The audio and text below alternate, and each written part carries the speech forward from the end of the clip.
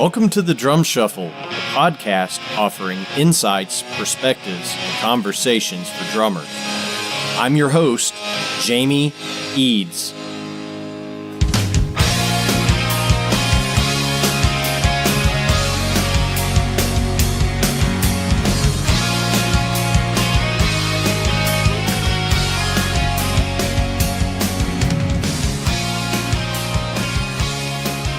Hey, how's it going out there, everybody? Welcome to the Drum Shuffle. Jamie Eads joining you as always. This is episode 47. We have just a fantastic interview for you today. I am going to be joined here in just a moment by the great Chris McHugh, who has played on albums totaling sales north of 150 million units sold. The guy is just everywhere. We'll go through a little list of his credits here in just a second, but we were just thrilled to be joined by Chris. So please stay tuned after this message from Los Cabos Drumsticks. The best kept secret for drummers is finally out. Los Cabos Drumsticks may look like the sticks you grew up with, but these are not your father's drumsticks. Los Cabos Drumsticks is Canada's #1 drumstick brand, and they are coming to a retailer near you. With operations in over 28 countries worldwide, thousands of drummers have already discovered the Los Cabos difference. Using FSC certified wood from Canada and the US, Los Cabos make the finest quality drumsticks, percussion tools, and accessories on the market.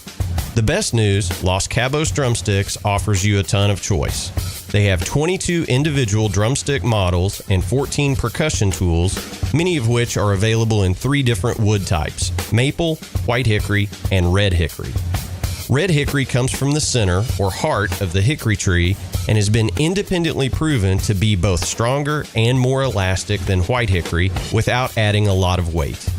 While most drumstick manufacturers have shunned red hickory, Los Cabos Drumsticks has embraced it, becoming the only established stick brand in the world to offer a full line of red hickory drumsticks.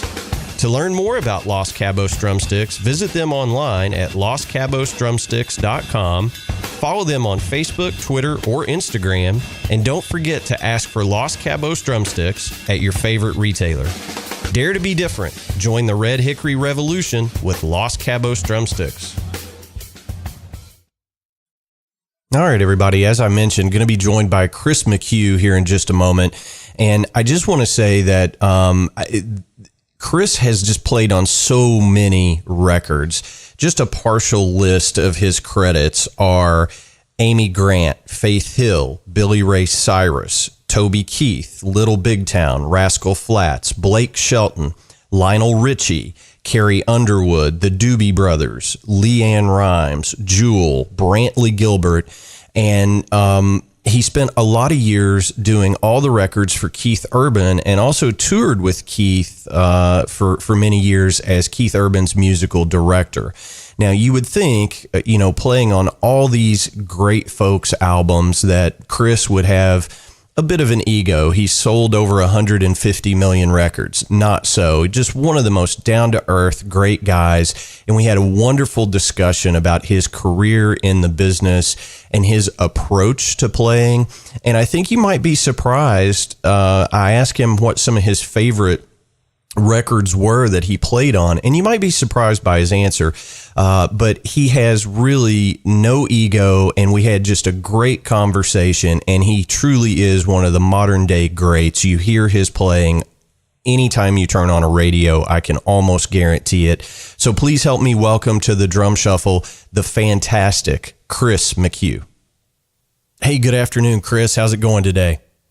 It's going well, man. Good to hear from you. Oh, yeah. Thanks for coming on the Drum Shuffle. We really appreciate your time. No worries. No worries. Awesome.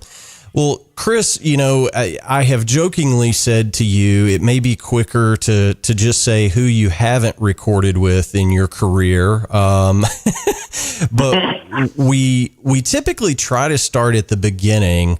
Did I read someplace that you're a New Jersey native? Is that correct? Yeah. I grew up in a little town called Oakland, New Jersey, which is a small borough in Camden County, right by Camden, and often a lot of people are, will be like, oh, I know Cherry Hill. Cherry Hill is kind of close. It's literally like right across the Ben Franklin Bridge, or actually the Walt Whitman Bridge from Philly. Okay. And yeah, so little small Jersey town, South Jersey, and a lot of got to experience a lot of great live music, just by going into Philly. Saw a ton of shows at the Tower Theater in Philly, and then obviously Spectrum, and but the first concert that I ever went to, like legitimate, like concert was at JFK Stadium, and it was in 1976, and it was Yes, Peter Frampton and Gary Wright, and I was 12, and so it certainly had an impact on me. But I'll also say too, Philadelphia, which I spent a ton of time in growing up, just had so many amazing, just so much diversity in terms of music, and a pretty great jazz scene, and very eclectic and ethnic music too. And so it was a really musically inspirational place to grow up. Yeah, for sure. I mean, it's a great scene, and there's that, I guess for younger bands, there's kind of that great loop, South Jersey, Philly, and then if you can get over to the, Atlantic City, there's that kind of loop that all the bands kind of play. So I would imagine it was cool growing up there. It's kind of fertile ground for a young drummer. Totally. And yeah, I mean, it was a place that it was easy to assume that if you're going to do this, you better be really good at it. Like, right on. Because what's interesting is that there are, and not to say that, I think that every musician, that goes on to having a professional career has a few of those key moments of like, oh, that's what it takes, and it's sort of those defining moments of like where you sort of double down on your craft at that point. You realize, holy crap, that's what the average player sounds like. I better get it together. Yeah, I mean, it seems like I have that moment just about every Saturday night. Well, but you know what, though? That's actually, that's a good moment to have. I mean, as long as, you don't cross into the, well, screw this, I'm just going to give up thing. Yeah. I think it should be inspiring, and it can be humbling, but not to the point of where, you are just like, well, forget it. I've got nothing to say. I'm not going to do this anymore. And it's not fun. And, I mean, you don't want to come across those moments. I mean, unless, it really is time to stop playing. But I believe, though, that I think you can have an amazing lifetime of playing drums, and it doesn't have to fall under your profession. I mean, that's the interesting thing about it, is that there's plenty of music to be made. Just now, man, you can, with the way that a lot of the electric kits are, it's really possible for people to play, in an apartment or whatever, and not necessarily have to be in a band. But my point to all of this is that drumming is just it's a great, at the very least, it's a great stress reliever. But it really, it's a great expression too. And it's a way to just kind of like, I don't know, like it's, for me, it's always been the glue of like, whenever life has presented itself as, hard times, good times, whatever. It's literally, drumming that has kind of kept me through it. And I don't mean that like meaning that it has to be like some great record or a great tour. I'm talking about the little moments of like just picking up my practice pad and kind of reconnecting in that way. It's sort of like a security blanket in a way. And so my point to all of this is that I think it's great to be encouraged, or a little shocked, but like, oh man, at a certain player or inspired, but it still doesn't mean, it's not the thing that you have to be at a certain level to do. I think, it's one of those things that you do progress in little increments as well, as long as you keep playing, Well, absolutely. I mean, and I hear from folks all the time that say, I'm not, I wish I could do what you do. I'm not coordinated enough to do it. And these are sometimes people in their 50s even, and I've never picked up a drumstick. And I always say, well, look, when you were born, you weren't coordinated enough to walk. It's something that you taught yourself to do. And, it's never too late to pick up an instrument. I mean, I think music is such a, universal language that, I always encourage everybody, look, if you want to be a guitarist, buy a guitar, I mean, if you want to be a drummer, don't sell your car to get it. But I mean, there is a way to just, and that was, the beautiful thing about, growing up in the time that I did, we, taking band or being in choir was a requirement. And, it really did help lead me down the path of being a musician, but also too to appreciate the art form in itself, and anything from being exposed to music that I would never have been exposed to without without that course in school, Sure. So yeah, I mean, just I think art in general, obviously it is what connects us, and it's a reminder. Certainly, drums on the most basic tribal level is the fact that we're all really connected. Everybody responds to rhythm. I mean, even people who can't dance, and so that's the beauty of playing drums as well. And if you wind up playing another instrument, it never hurts to have a little time, trying out playing drums, because I mean, it gives you such a sense of just, pocket and feel and space between the notes, length of notes. And, it's, most of my friends that are great guitar players or keyboard players can sit down behind a kit and play a pretty convincing, 2/4 kind of, simple rock beat, only because they know what it's supposed to sound like. Like they've been around enough and they know their instrument enough to know that when something feels good and they're playing along to it, it's like, okay, at least it should be like that, And so it's a pretty amazing thing. And I tell people that who are, sort of afraid of it or don't think that they can do it, I always say, really just like driving a stick shift, it's if you can,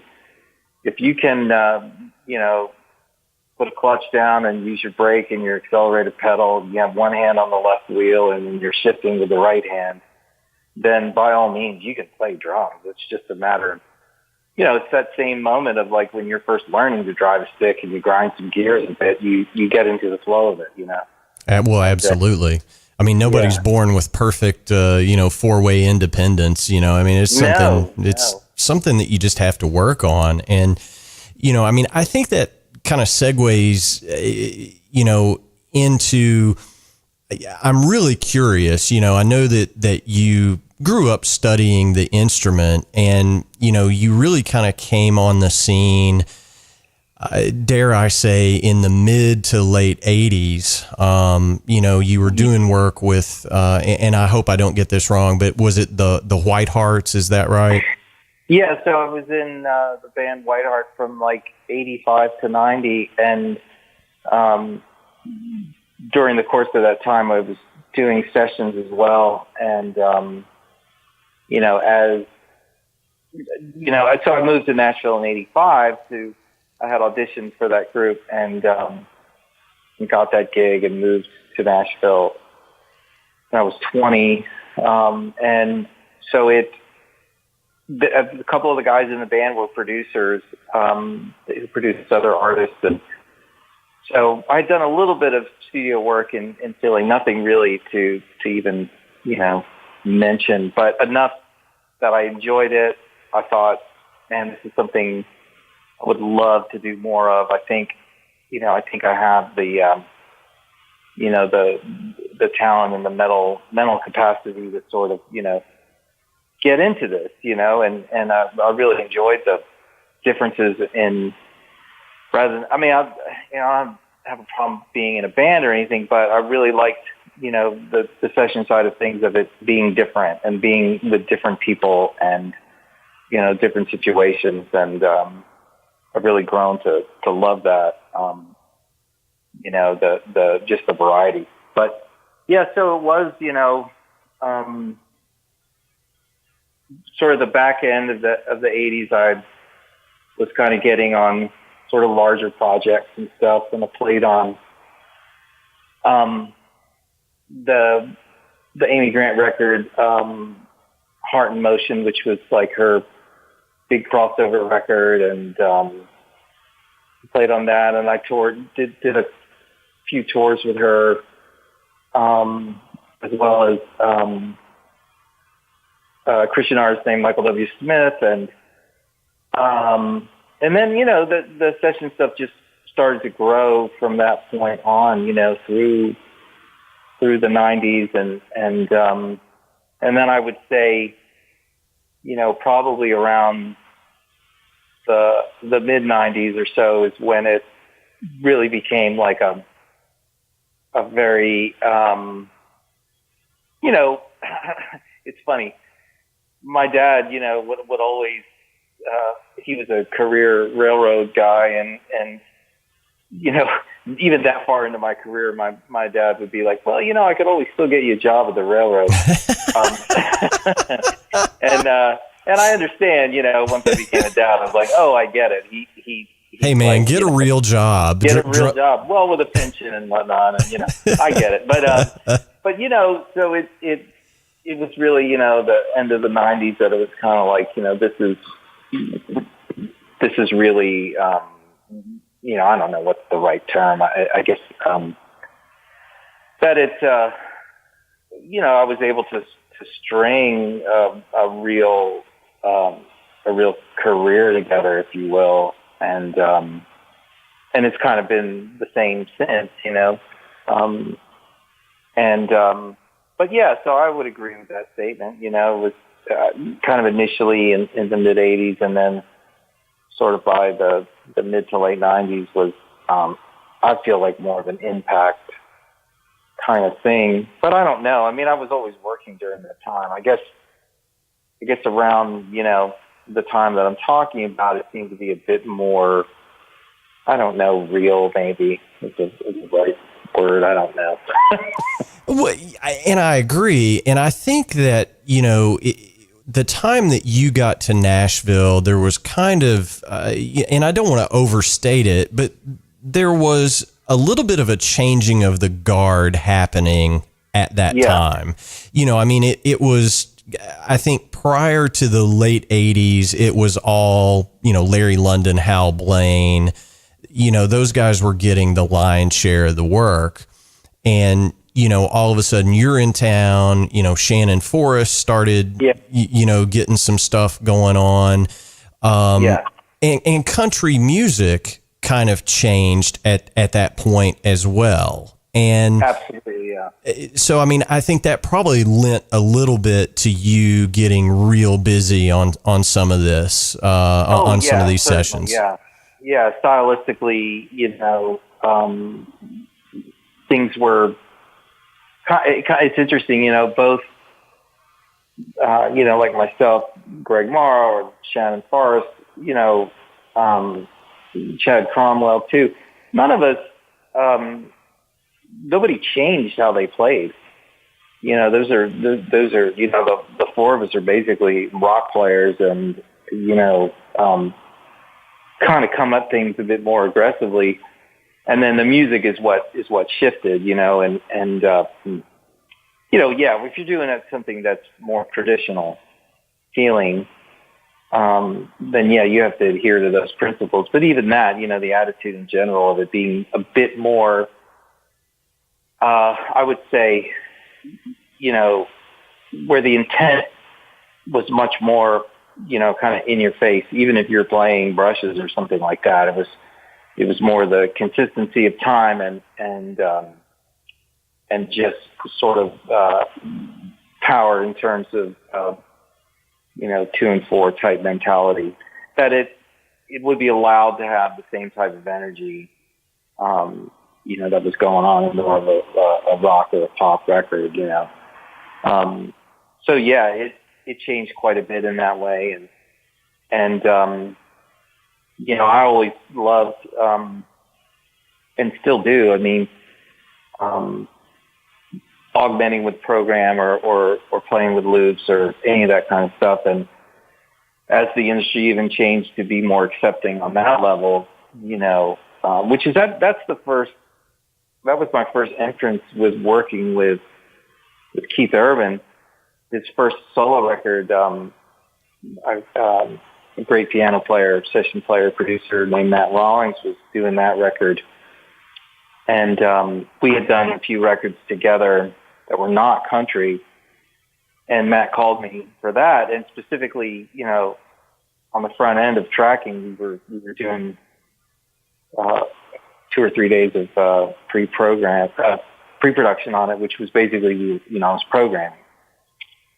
And so, I loved, that was just great to me. It didn't bother me or I didn't even think twice, that the stuff had banjo or fiddle or anything. So I still don't really, I don't look at the genres any different at all.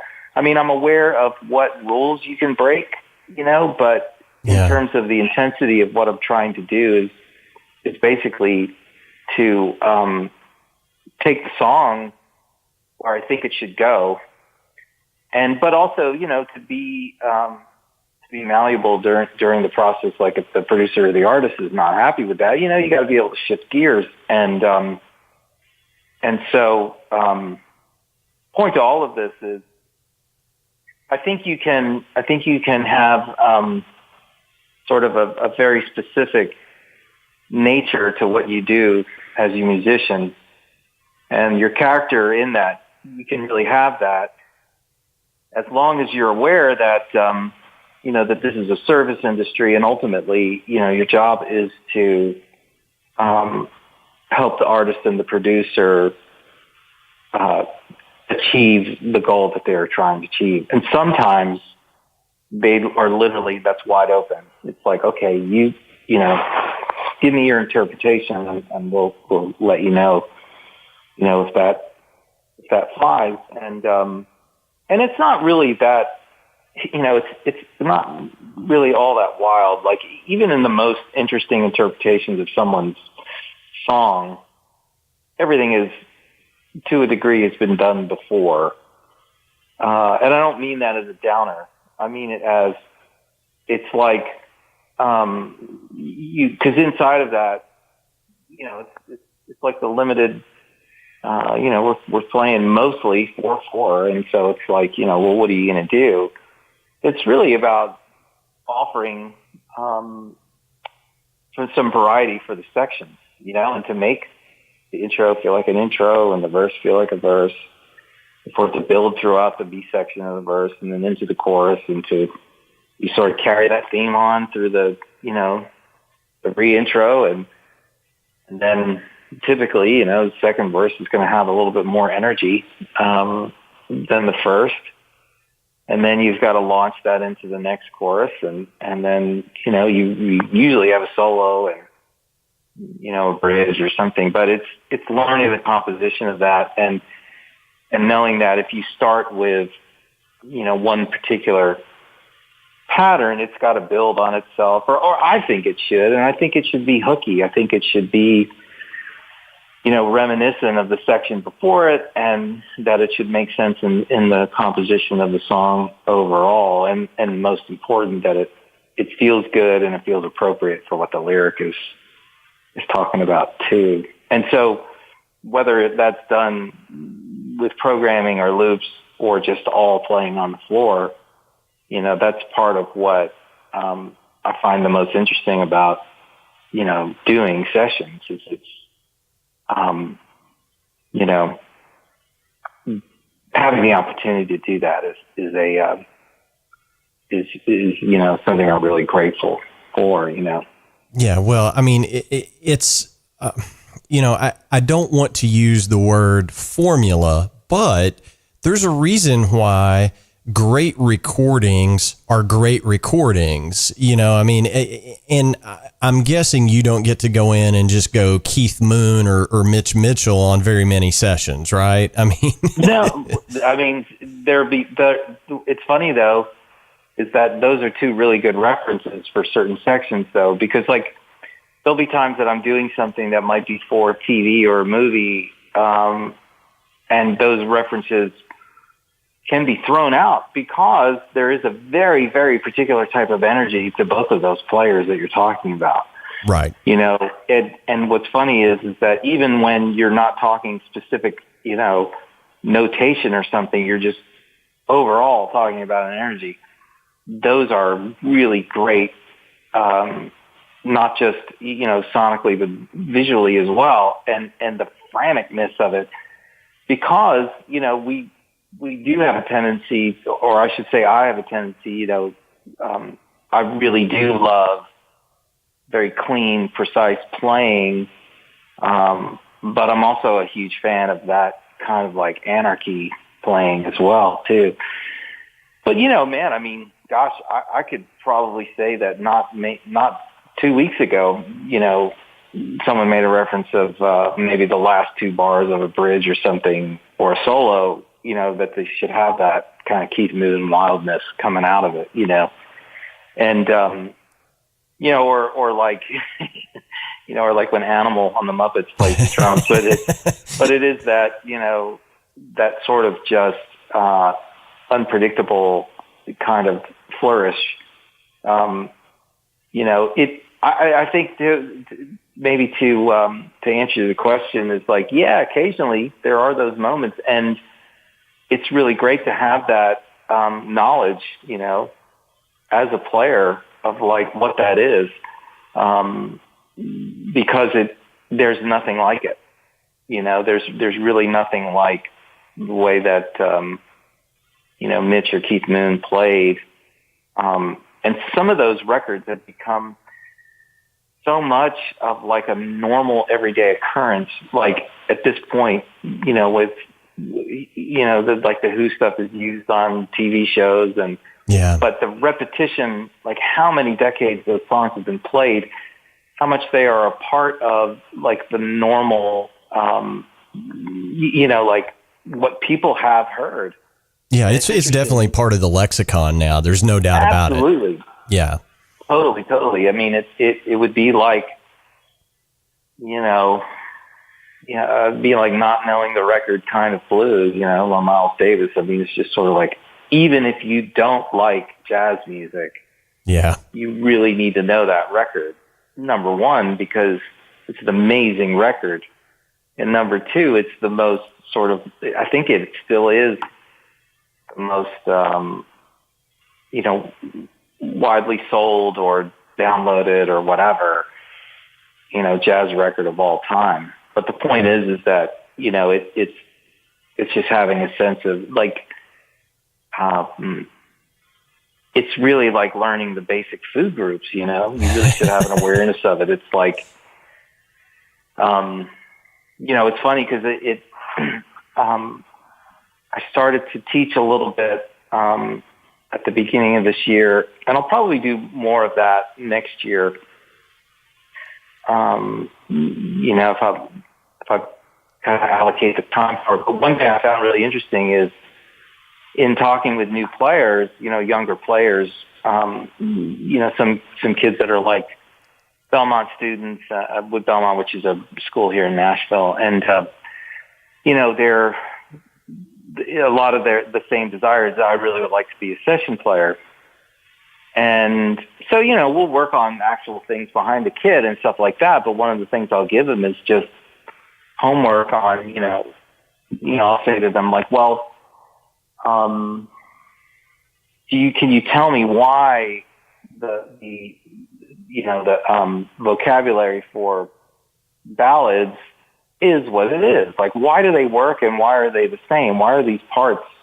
Do you even know what they're based off of? And, their references are so different than mine. And for the most part, they're not aware of the root of these things until I'm like, okay, well, you really need to listen to Nigel Olsson. And they're like, who's Nigel Olsson? And I'm like, wow. But that just has to do with, that's just generational differences. But when I sit down and play them, if I'll play them like Rocket Man, and I'll go, okay, before Nigel played this, and before Elton John, people did not approach ballads like this. Right. This is a language that was created, but here's all the places that it went, and it really, and even before that is, you start with, Nigel to me sort of continued the type of playing that Ringo was doing on Abbey Road, Yep.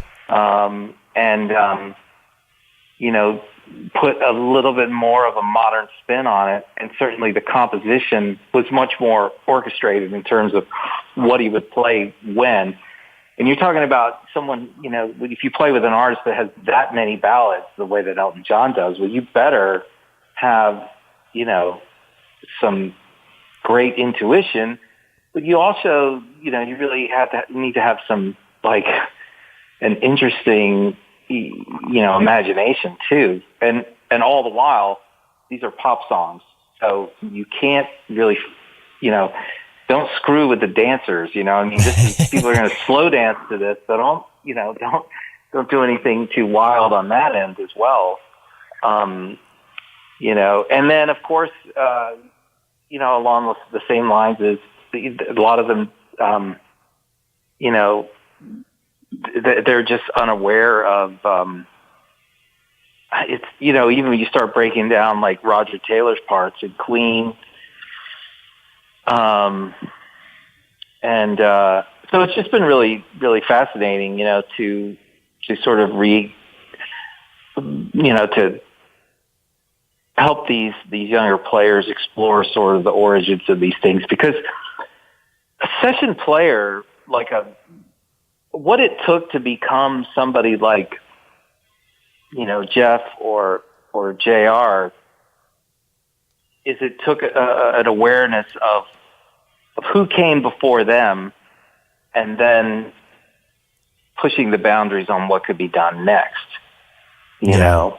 And Jeff was, to me, and still is like, for me personally, is one of the most, like, his ability to fit into any situation is pretty amazing, and still always sound like Jeff Porcaro. But there's a lot of guys too, that really, really influenced me, like Mickey Curry, and a lot of people don't know his playing, and I've even recently have been able to like hit people to a lot of that, and it's pretty shocking, for them to hear somebody play like that they never heard of, Well, I mean, And, I think most drummers know Mickey, from his work with Bryan Adams, of course, but a lot of them don't, though. It's pretty amazing. But then you throw on like a record like Sonic Temple by The Cult, and you go, yeah, this is Mickey. And you're like, wow, he's playing in a metal band. I mean, wow. Yeah. Oh, yeah. No, it's insane. And plus, he's one of the most lovely people you ever meet, too. He's a great guy. And I'm glad to hear that. That's awesome. Yeah, he's awesome. And just sonically, too, the where he comes from, I think, is just really amazing. And a lot of guys are not aware of just, they know of, Ferroni from Tom Petty, but, there's the stuff he did in the 70s is phenomenal too, and so in just playing people specifically some of the Chaka Khan tracks, and, I guess, for me, I've always really loved the exploration side of like, what is out there, who's doing what, why do people like them, why are they, and I think that's that, if you look at that time in, the 70s of what was going on in LA and sort of the music that came out of that through the 80s, which is what I would call the real, the kind of the glory days of the session drummer, the 80s in Los Angeles, with Vinny and Jeff and JR and Carlos Vega, Russ Kunkel. Yeah.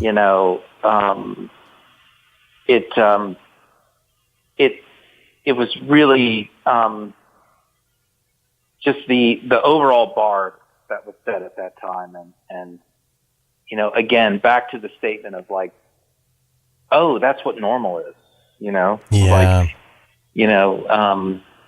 and sadly, what we've lost in that, and there are a lot of great players now. I don't want to sound like the old guy thinking that everything was better in the past. I don't feel that way. But one thing that was different is,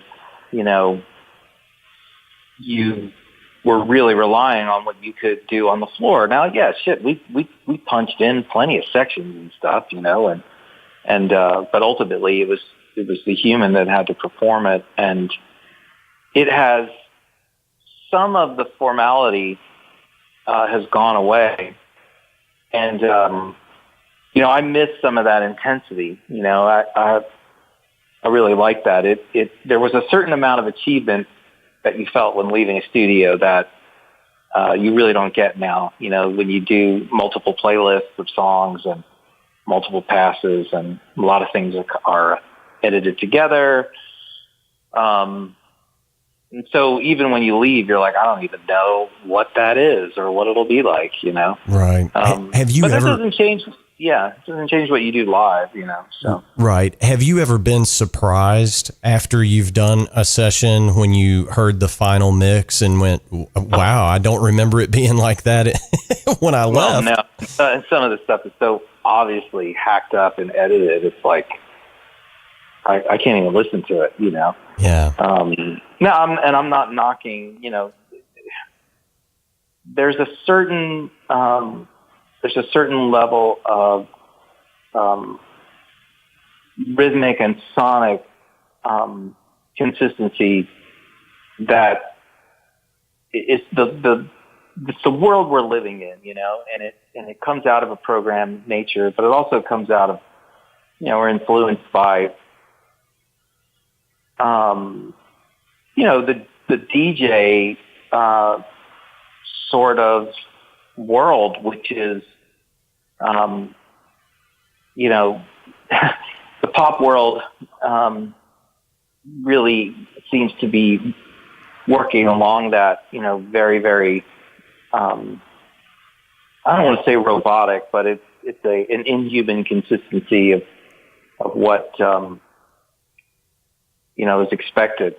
Yeah. But there's always exceptions to the rule on that. And I think now, too, it's important to realize that, the formats are so blurred at this point, and it's really about what kind of record you want to make. And I'll say from that angle, there are some really great records being made, even ones that are not really human, I guess the point to all of this is I'm saying that there's always excellence, if you look hard enough to find it. And when we're lucky, the most popular music is the most well made. That's not always the case, but when that does happen, that's something to be celebrated.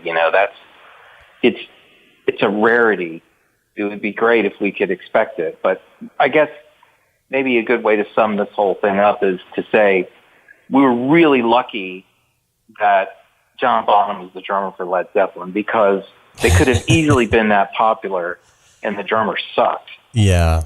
And that goes for, a lot of different bands, it's like, we're really fortunate for that, certainly in the drumming community. And Bonham's a perfect example of somebody that, he wasn't live long enough to really have that much of an output, but we're still talking about what he did. Yeah. Well, and, there used to be this great website, and just in my, I've been a drummer for 30 years, and, I've had a semi-professional career for probably 22 of those 30 years. Okay. And certainly not at the level you are, but there was this great website at one time. It was called In Search of the Click Track. I don't know if you ever saw it, but you could basically go into this website and pull any MP3 from your computer into it, and it would show you on a plot, where the rhythm of the song deviated from what they called the click track. And so it was awesome. So if you looked at Ringo, Charlie Watts, John Bonham, if you looked at any of those guys, their time was completely malleable. Their tempo, their pulse, completely malleable in the songs. And now when I go play a session, I know it's going to be snapped to the grid. I'm playing with a click, as you are. But even then, if you're ahead of the click, behind the click, it's probably going to get snapped to the grid at the end of the day, just to make it easy for everybody in the box.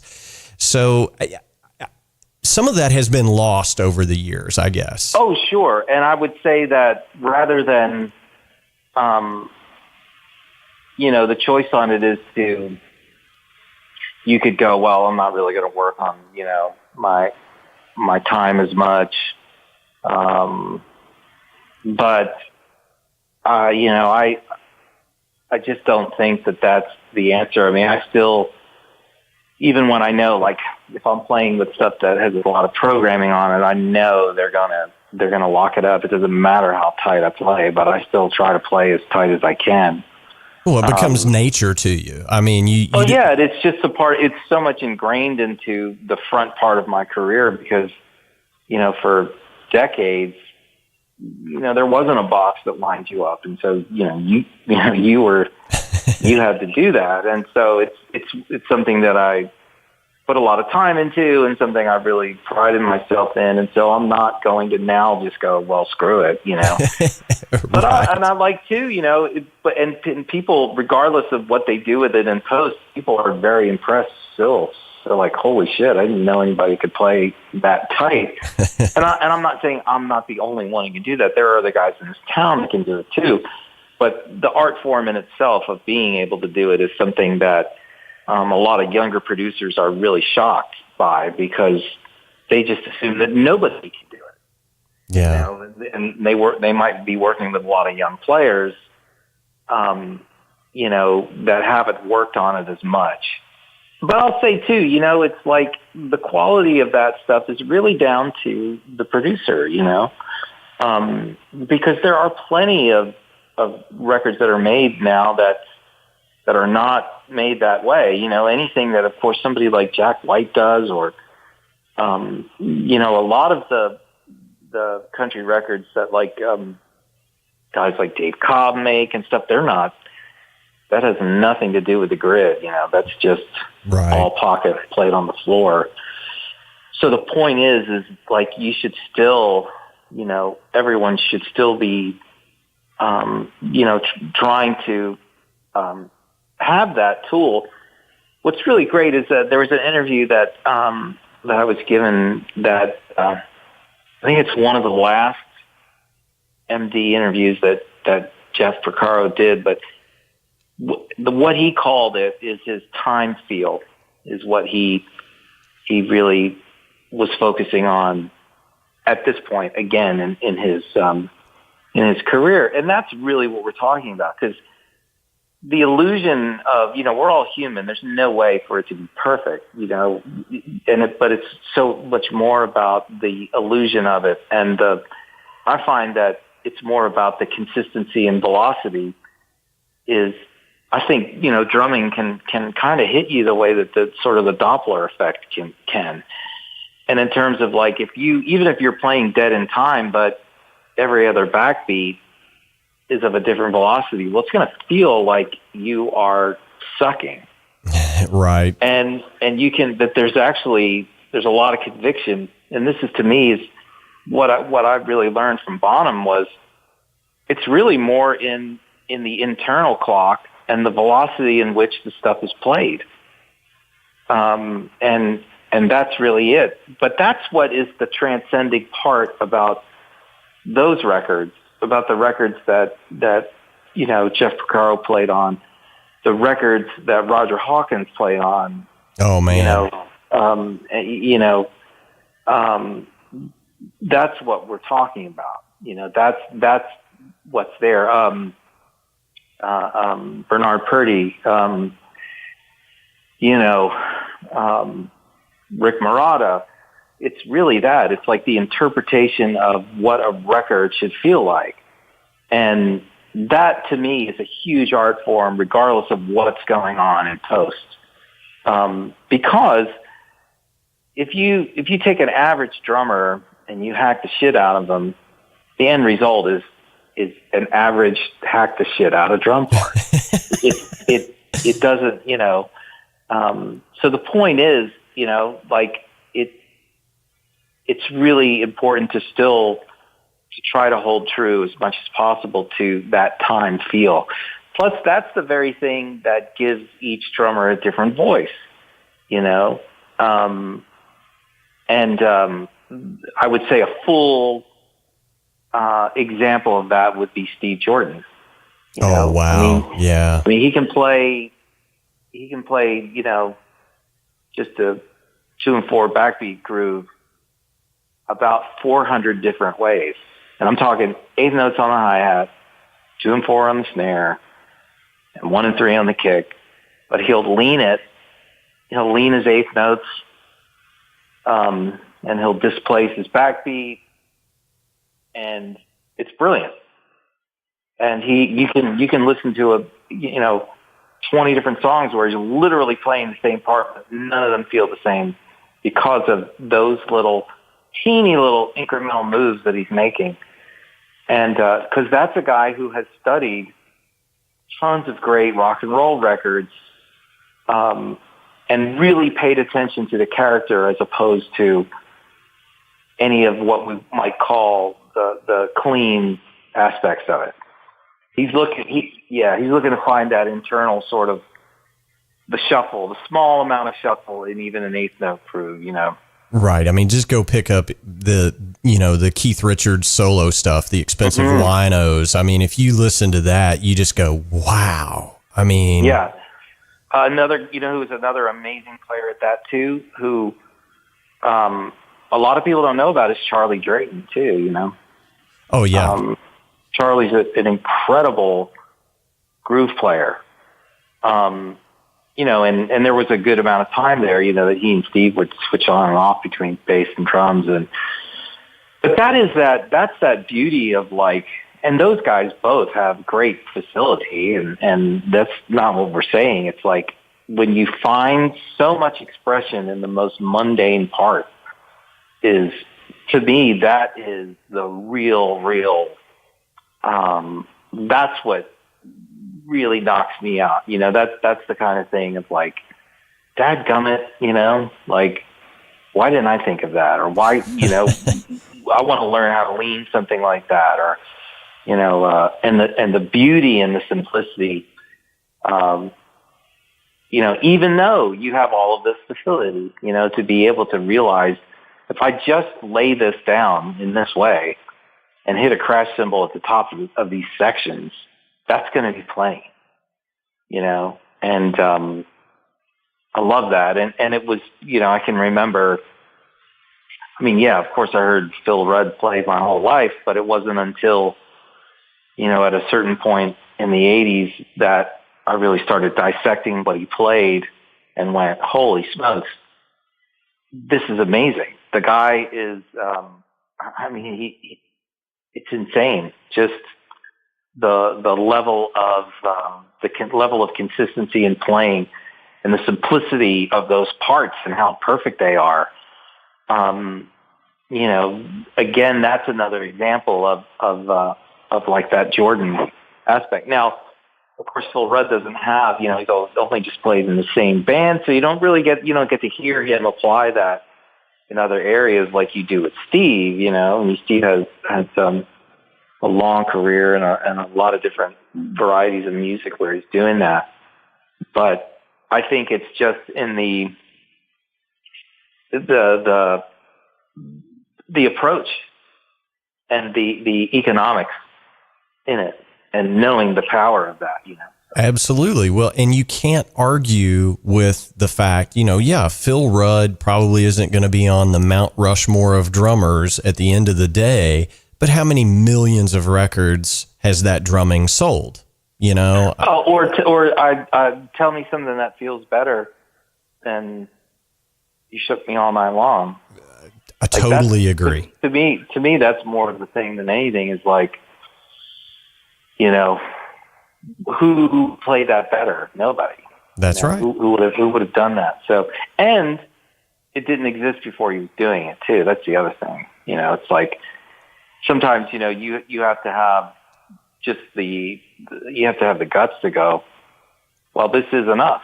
You know, I don't, you know, look, it's carrying the song. I don't need to do any more than this. And, you know, a lot of well-placed crash cymbals. And, you know, I've stolen a lot from a lot of different players, but one specifically is that the idea of placing, you know, crashes on beat 2 or beat 4 on a chorus, just sort of to wind up phrases, you know. So those are all, they're all placed with, you know, at the ends of vocal phrases, you know, those tie-in hooks, you know, is what I'm trying to do on those. And, you know, but that wasn't, I mean, that's just something that I noticed that Phil Rudd was doing. And then, you know, it's something that Mutt Lange carried on to the other records that he produced after working with AC/DC. So that's just a great gag, you know?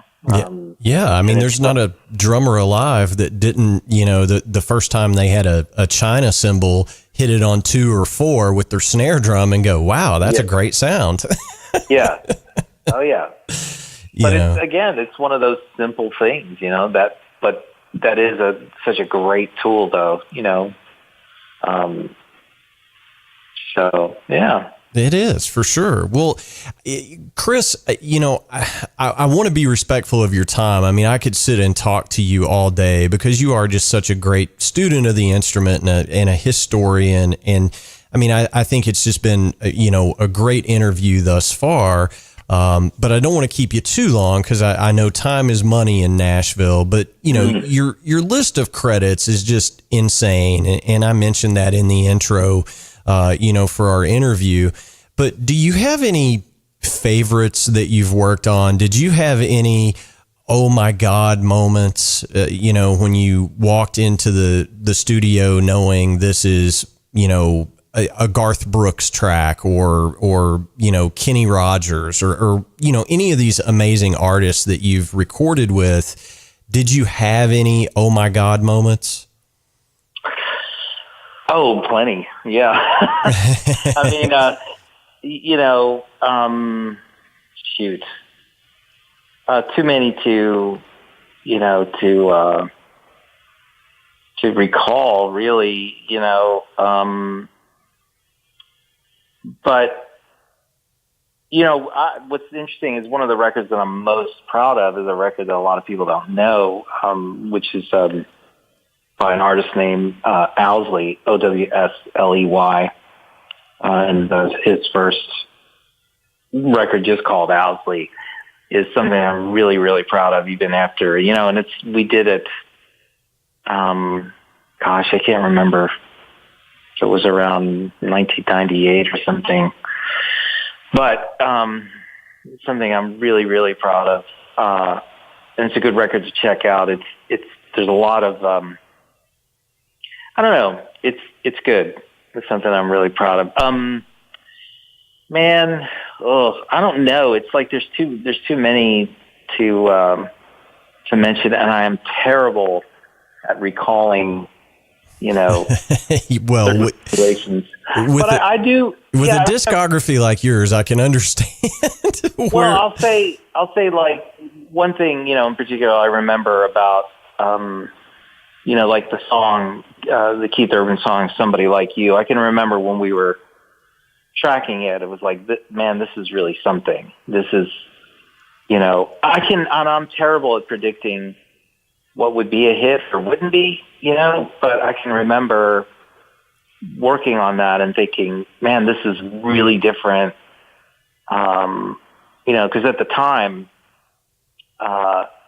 the 4 on the Floor thing hadn't been beaten to death like it is now, but I can, and so, the things that we were doing on that track were like, hey, this is really, I really think this is going to have some kind of an impact. I mean, I had no idea it would be as big of a hit it would be. Again, because I want to say I don't know that stuff very well. A lot of things I think are going to be really huge aren't. And so I just stopped trying to make those predictions. Well, I hear you. And I never try to do it because like you, I'm always wrong on what's going to take off and what's not. But, a lot of the guys that I've talked to that have been touring drummers with country artists have said, in Nashville, it's typically a session guy that goes in and records with my band or my artist, and then I have to learn those parts. So I'm kind of curious with the Keith Urban gig, given that you're his musical director and you tour with Keith quite a bit, do you ever want to kick yourself as the live Chris McHugh? Do you ever want to kick the session Chris McHugh and go, why did you play it this way? This is hard to do every night. Yeah. Well, yeah. I mean, back when I was touring, I stopped touring with Keith in 2014. And I've just been doing sessions since. But, there would be a few songs. It was like, God, why did you do this? But other things actually started to make more sense in playing them live. Like you do become a little bit more economical, or you can make more of a meal out of a certain part too that you really didn't get to explore that much in the studio. And so that's a really fun thing too. And as far as, playing live, I mean, Keith is somebody who really loves to play live. Like, and he is somebody who will take more musical chances than your average person, and he is truly an amazing guitar player and really real high energy. And I should say too, the drummer who is out with Keith now, Seth Roush, is a really great player too.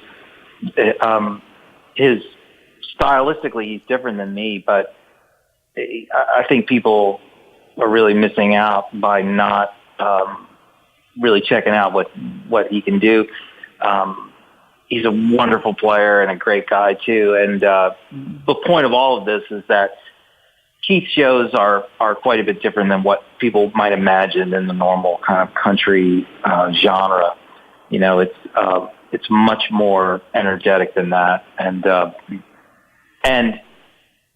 I'd use this as a way to explain that, you know, there were certain things that he really didn't care about trying to emulate like the record. It was more about, okay, what can we do with this live? And so that was always really fun too, was to take, you know, songs that I had done in the studio and to try to like just completely walk away from that and do something different to facilitate what he was wanting at the time. So that's a really interesting thing too, you know. And then you get to the place too where certain songs you're just tired of, but you know that people want to hear. So it's like, what can we do to sort of add something new to this, but not break down the actual integrity of the song, you know? And sometimes those are real subtle adjustments, and sometimes they're massive, you know? Yeah. And you know, that's the other thing too, that you know, it's a bit boring, I think, to just play it exactly like the record, you know. I think when you're on tour and you're supporting a new album, and people haven't heard the songs, that might be a time to be a bit more, you know, tied to the studio version. But once you kind of move on from that, you know, you can make it your own thing. You know, I was just watching the Leonard Skinner documentary a couple weeks ago, and it was interesting that, you know, the original composition of Freebird didn't have all of those long solos in it. There was like one.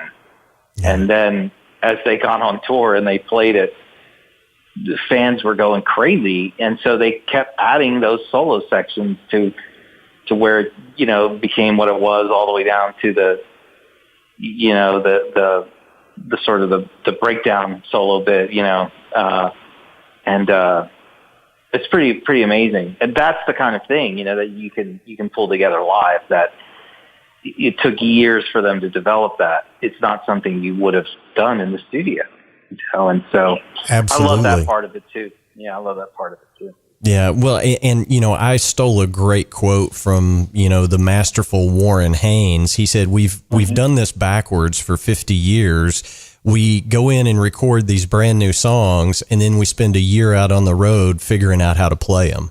Yeah. Oh, no doubt. No doubt. I mean, there's a lot of truth to that. That's also really the power of, you know, of Zeppelin 1 and 2, you know, because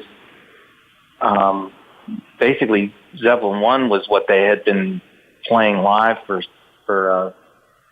you know, I'm not sure how many months it was, but I think it was at least, you know, it was like 3 to 6 months as the new Yardbirds or whatever. So when they went in to record, you know, I think that record was done within like 3 days or something. Yeah. I know that the total cost of that record of Led Zeppelin 1 was like £1,250, I think, including the cover art.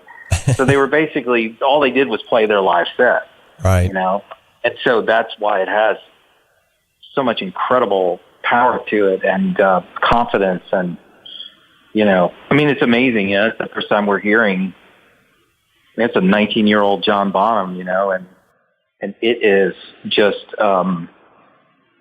friggin' ferocious, man, you know, but that's what comes with that, knowing what you're going to play, you know. And too, that's the brilliance too of the Rush records as well. You know, a lot of people don't know that Neil would rehearse for months what he was going to play on those records, and they would, you know, when they go in to do the tracks, that didn't last that long. It was all done on the front end, but he didn't take it lightly. Like, I mean, he spent months on that stuff, but that's why those parts all mean what they mean, you know, and that's why he was so dedicated to playing them exactly how he recorded them too. So I really enjoy that. And I love that quote, and I think it really has a lot of wisdom in it, you know? Yeah, it absolutely does. And, you know, it amazes me, you know, and I've done enough studio work to know that, you know, time is money and you got to get it done. But for guys of your caliber to go into the studio and you've probably heard maybe a rough demo of the song or maybe not, but you get 2 or 3 passes to make this timeless music. And I mean, you've drummed on records that have just sold millions upon millions of copies. It just befuddles me that under that much pressure, you can just go in and lay it down and it becomes, you know, a signature part of the song. It just, you know, kudos to you is all I can say. Well, thanks. I mean, I appreciate it, but I was going to say though too, but that's the reason why, like, you know, one of the things that I find very important is to stay, is to be aware of how other people are doing it. Like, you know, and that's why it's important to listen to, anyone who's getting a lot of work. Like, even, you know, whether you love what they do or hate what they do musically, the thing is to listen to why, you know, for example, somebody like Jeff Porcaro, why should we care about Jeff Porcaro? Well, because he played on a million different records over the span of, you know, the 3 decades. What was it about him? What was it about his playing and his sounds, you know, his parts, that people wanted it that frequently? And so now, you know, that's